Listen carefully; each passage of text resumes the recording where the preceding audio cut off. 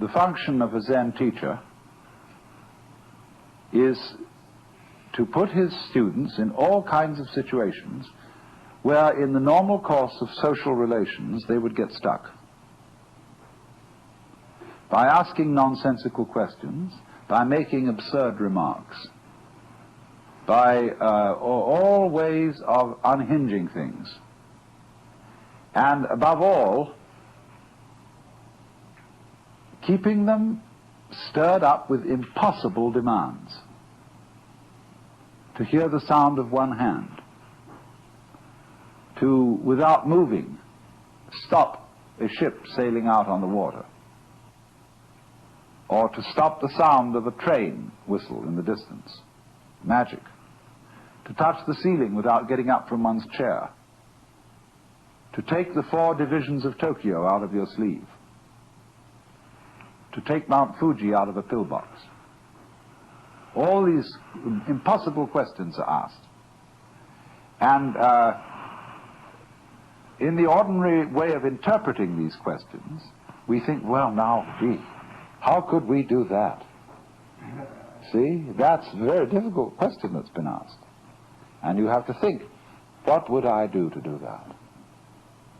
Because we are caught up in a certain way of discourse, which the language game that we play, and the social games, the production games, and the survival games that we play are good games. But we take them so seriously that we think that that is the only important thing. And this is to unstick us from that notion and realize that it would be just as good a game to drop dead now as to go on living. Is a lightning flash bad because it lives for a second as compared with the sun that goes on for billions of years?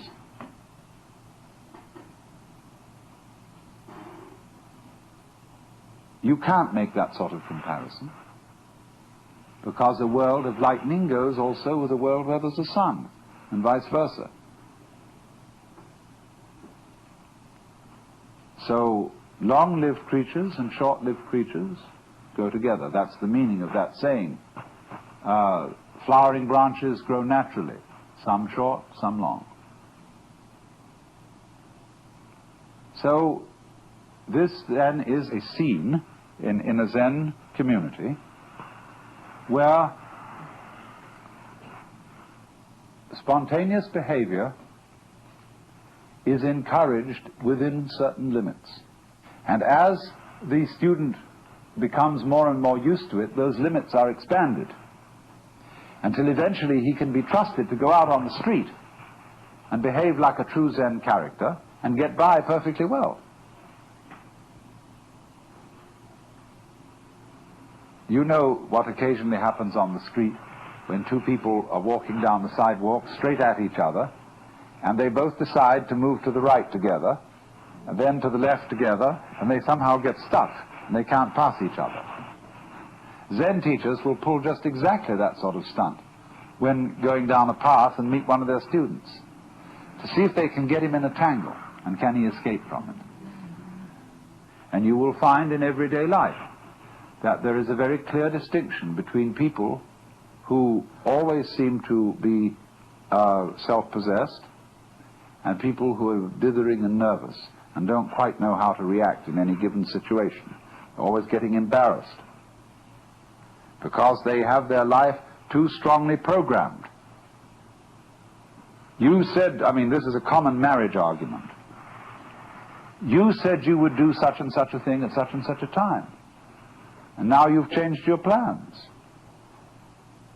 Not that the change of plans really caused any inconvenience, but just the feeling that when you say you will do something at a certain time, you ought to do it at that time, come hell or high water. Well, that's being very unadaptable. That's being a stone kind of sticky thing. If it, after all, doesn't matter when we do it, and somebody is offended because the time has been changed, that's simply because they are attached to punctuality as a fetish. And this is one of the great problems. Causes many automobile accidents. Men rushing home to be on time for dinner when they stayed late either working or they had to stop for a drink at some bar, or when the girl feels that she has to, if she has a fussy husband and she feels she has to have the dinner ready at exactly a certain moment, she ruins the cooking. You'd rather have a faithful wife and a bad cook. I hope I'm not treading on any toes.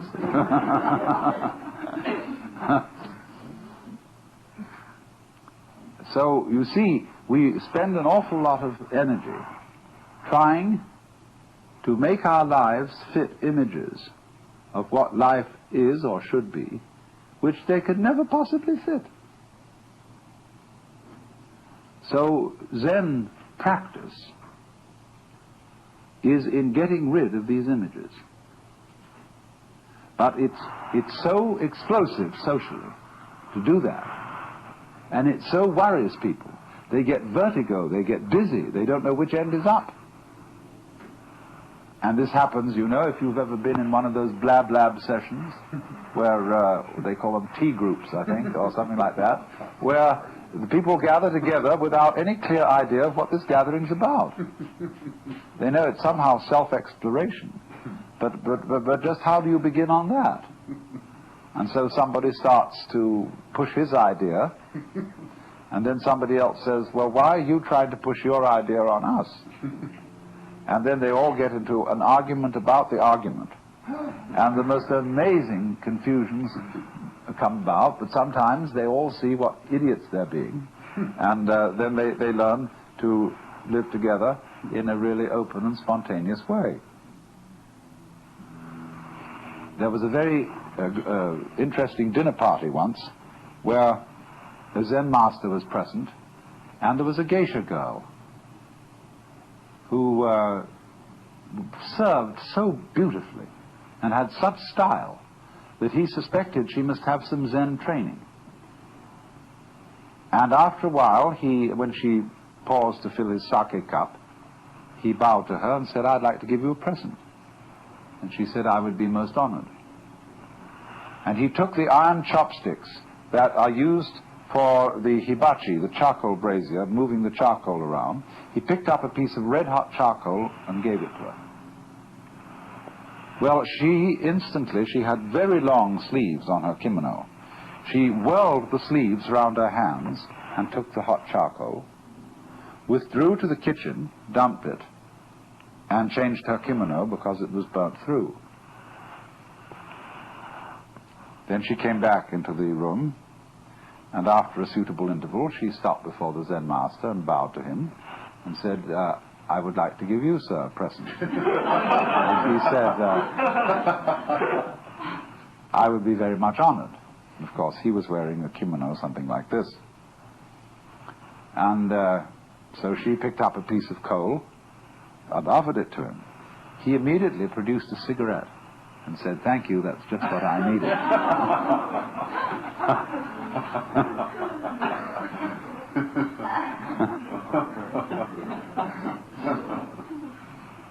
Now, you know, in the same way that we have this in our culture, certain people who are comedians, who know how to make jokes and gags in a completely unprepared situation, face them with anything, and they somehow come through. So that is exactly the same thing in a special domain as Zen. Only a master of Zen does this in every life situation.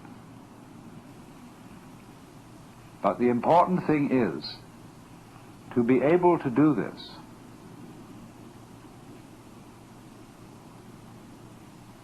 This is the secret. You must remember, you can't make a mistake.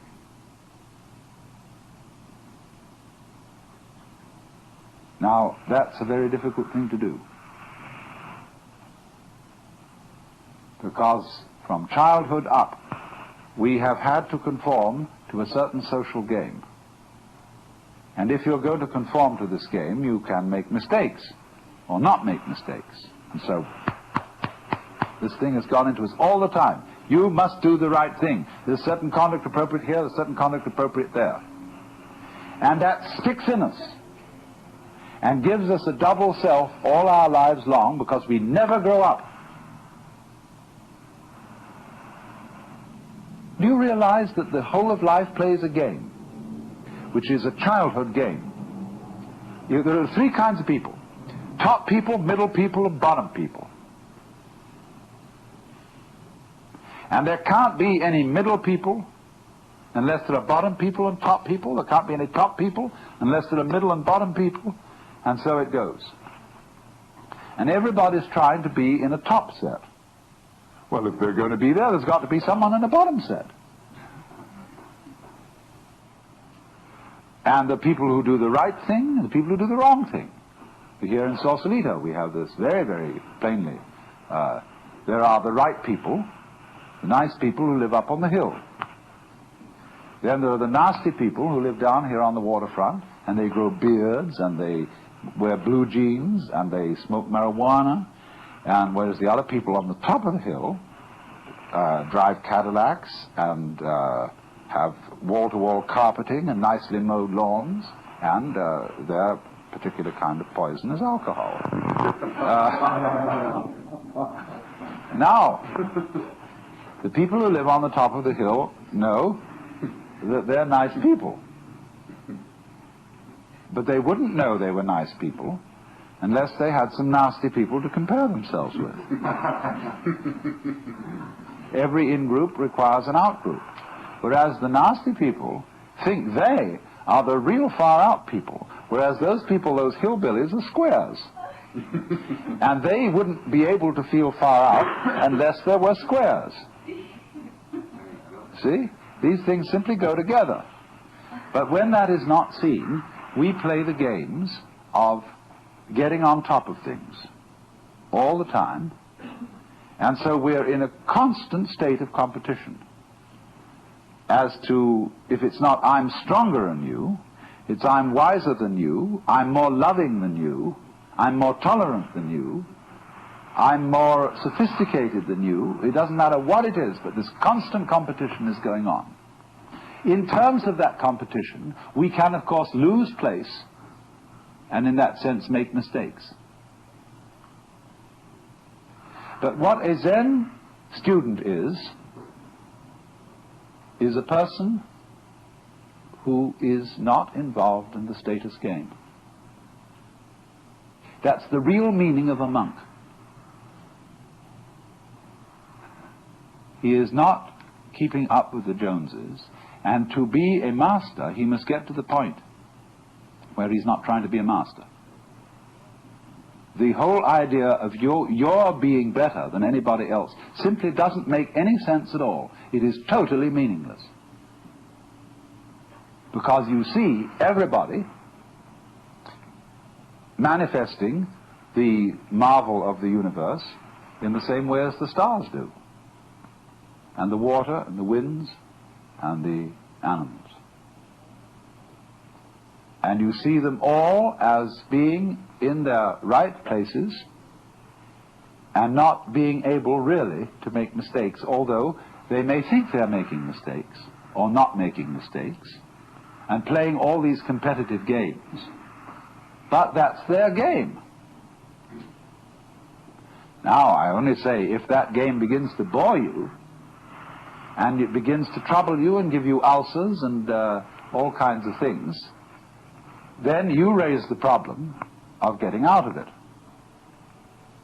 And therefore you start to become interested in things like Zen.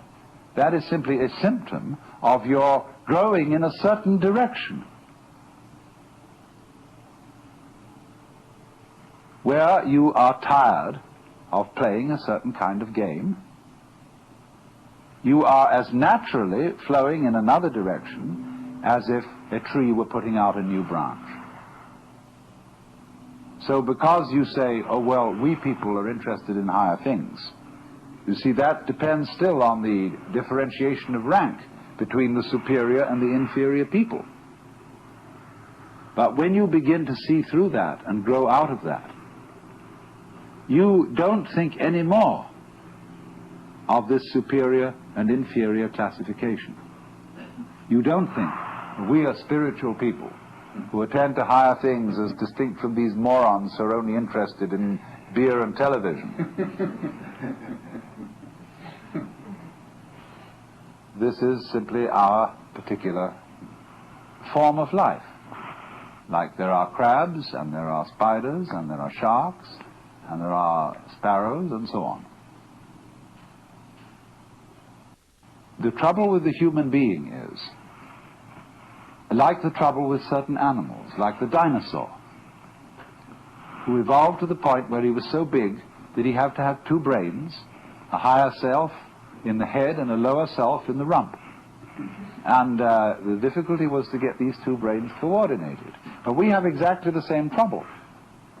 And we are suffering from a kind of jitters that comes from being two-brained.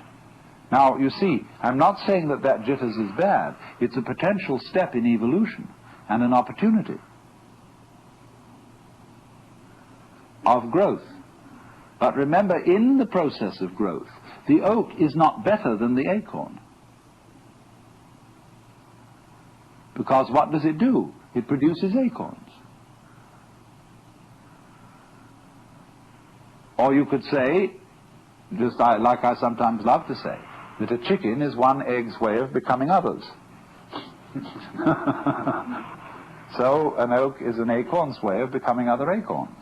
Where is the point of superiority?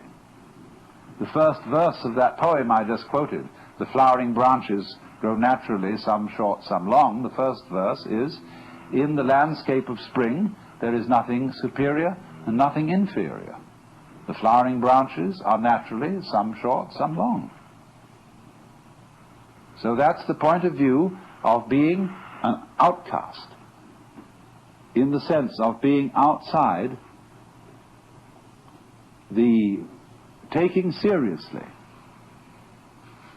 of being involved in the social game, and therefore being threatened by making mistakes, of doing the wrong thing.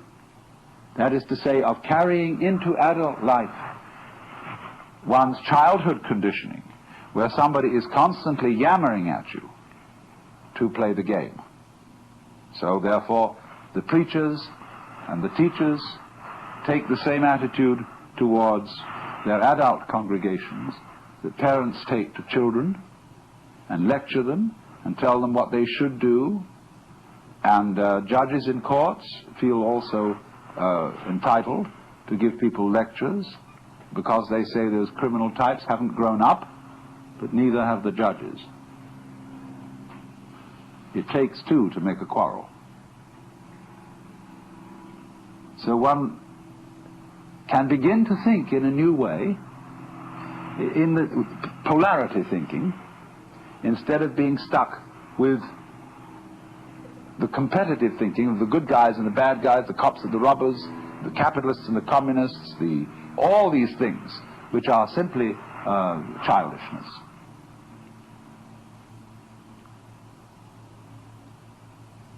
Now, of course, you recognize that the moment I say that, it's like talking in English in order to show that the English language has limitations. And I am talking in a language that seems competitive to show that the competitive game has limitations. As if I were saying to all you cats here, look, I have something to tell you that is, and if you get this, you'll be in a better position than you were before you heard it. But I cannot speak to this group or this society or this language-speaking culture without using the language, the gestures, the customs, etc., that you have. The Zen masters try to get around this by doing things suddenly that people just don't get. Well, what is this? Therefore, that is the reason why, this is the real reason why, Zen cannot be explained. You have to make, as it were, a jump from the valuation game of better people and worse people, in groups and out groups. And you can only make it by seeing that they all are mutually interdependent. So if we take this situation, let's say I would be talking to you and saying, look, I have some very special thing that you've got to take notice of. Therefore, I am the in-group, and I am the teacher, and you are the out-group. I know perfectly well that I cannot be the teacher unless you come here. And so that my status and my position is totally dependent on you. It isn't something, you see, therefore I have first, and then you get. These things arise mutually. So if you wouldn't come, I wouldn't talk. I wouldn't know what to say even. Because I've borrowed your language. So that is the insight, that things go together. Then, when you see that and aren't in competition, then you don't make a mistake, because you don't dither. When I first learned the piano and played these wretched scales, the teacher beside me had a pencil in her hand, and she hit my fingers every time I made a wrong note. Consequent was I never learned to read music, because I hesitated too long to play the note on time. Because I was always, is this pencil going to land? See? And that gets built into your psyche. And so people are always, although they're adults and nobody is clubbing them around and screaming at them any longer, they hear the echoes of that screaming mama or that bombinating papa in the back of their heads all their life long. And so they adopt the same attitudes to their own children, and the fast continues. Because there is no, I mean, I don't say that you shouldn't lay down the law to children if you want them to play the social game. But if you lay down the law to your children, you must make provision later in life for them to be liberated, to go through a process of curing them from the bad effects of education.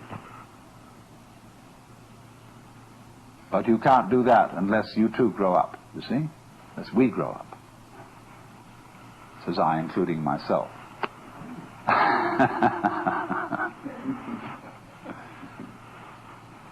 So that is the thing. Now, therefore, in the Zen scene, you would think that the master, as we know him and as we read about him, is an extremely authoritarian figure. That's the way he deliberately comes on at the beginning. He puts up a terrific show of being an awful dragon. And this screens out all sorts of people who don't have somehow the nerve to get into the work. But once you are in, a very strange change takes place. The master becomes the brother. He becomes the affectionate helper of all those students, and they love him as they would a brother, rather than respect him as they would a father.